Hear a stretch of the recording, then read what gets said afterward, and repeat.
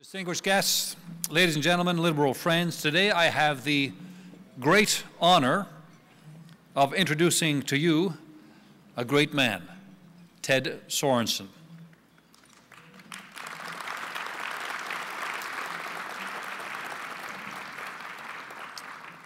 Some of you may know that this is not the first time that Ted has met with Ontario Liberals. In January of 1987, he spoke to our policy conference.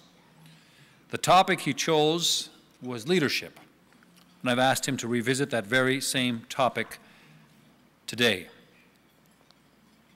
It's been said that lives are best lived without regret, but I regret that my father did not live to see me win his seat or enjoy the wonderful honors of serving as leader of the Ontario Liberal Party and as Premier of Ontario.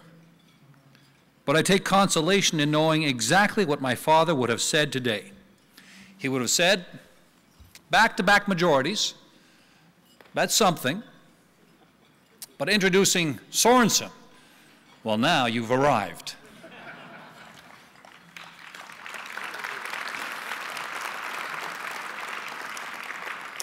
You have to understand what it was like growing up in the 60s in a big Irish Catholic family.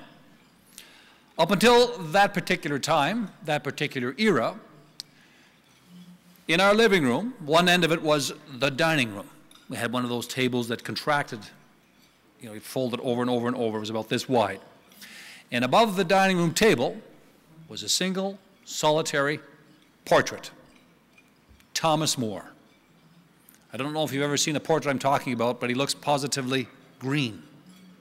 He's wearing the chain of office and a fur, looking very stoic.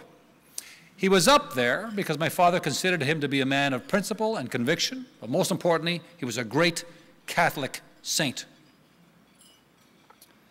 He hung there alone until one day my father, with great pride, hung a second portrait on that wall of President John Fitzgerald Kennedy, a great Catholic president and of Irish descent to boot. It didn't get any better in my home.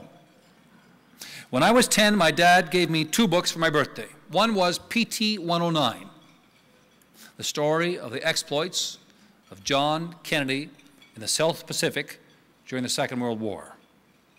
The other was called JFK, Boyhood to White House. 2 years later, he gave me a copy of Profiles in Courage. That was really my first introduction to Ted Sorensen. The book had won Senator John Kennedy a Pulitzer Prize, but Ted's influence in terms of the research, style, and clarity is unmistakable. My dad also owned a record album of Kennedy's speeches, including two of his best, his soaring, majestic inaugural address and his rousing Berlin City Hall speech. At night, after dinner, after the littlest ones had been put to bed and the dishes were done, my dad would lie down in front of the hi-fi on the rug.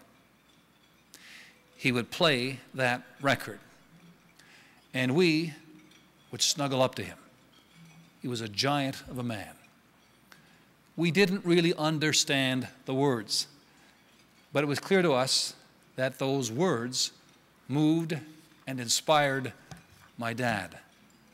And so we were moved and inspired as well. And over the years, I've often wondered how many times, in how many homes, in how many ways has that scene played out? And how many people around the globe have been moved by those words, the words of President Kennedy and Ted Sorensen, moved not only to work on behalf of their country or their community, but on behalf of humanity. In the years since, I have been a student of the Kennedy administration, and particularly the role that Ted played, a role that went far, far beyond speechwriting.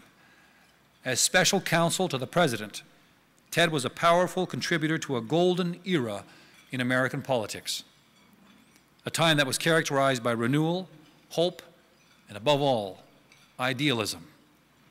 Ted was there every minute, and he was there years before the presidency. He was there on Capitol Hill in 1953 as Senator Kennedy's newly hired assistant. He was there throughout Senator Kennedy's 4-year campaign for the presidency from 1956 to 1960.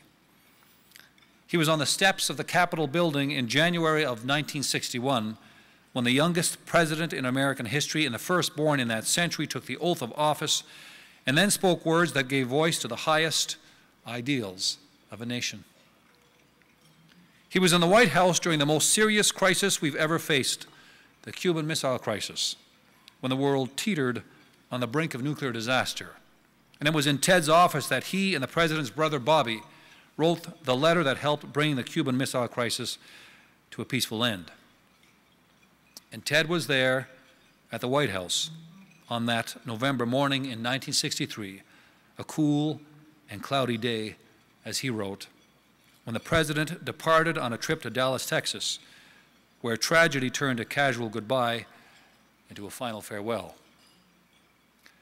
Throughout those days, and in the decades since, Ted has used words not as an end in themselves, but as a means to enable, to ennoble, and to enshrine our shared values and beliefs in the language of the ages.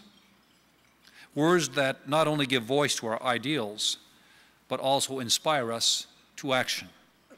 Words that will live on. Like Ted himself, who shows no signs whatsoever of slowing down.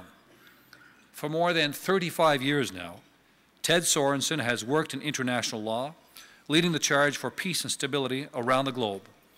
He's written 9 books, most recently his autobiography, which he titled so aptly, Counselor.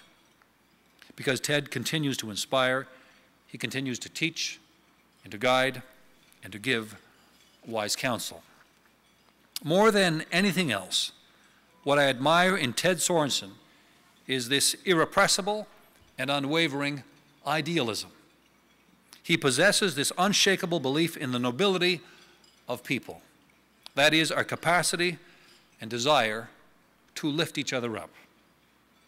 At heart, Ted understands we were meant to help each other. That is why we are here. It is this profound understanding of Ted Sorensen's, reflected as it is in his speeches, his books, and his life's work, that has moved so many, and for which we are all so very, very grateful.